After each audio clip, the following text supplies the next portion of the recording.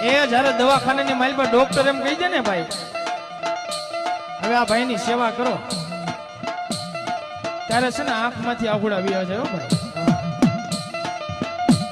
હવે સેવા કરો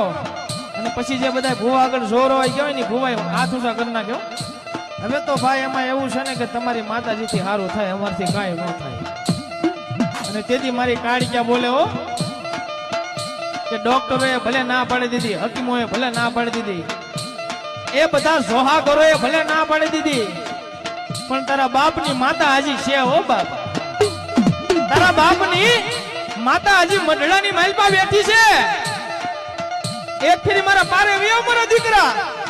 ભલામણા જો જગતના ડોક્ટરોને ખોટા પાડી અને જો નવો એકડો નો ઘૂટું ને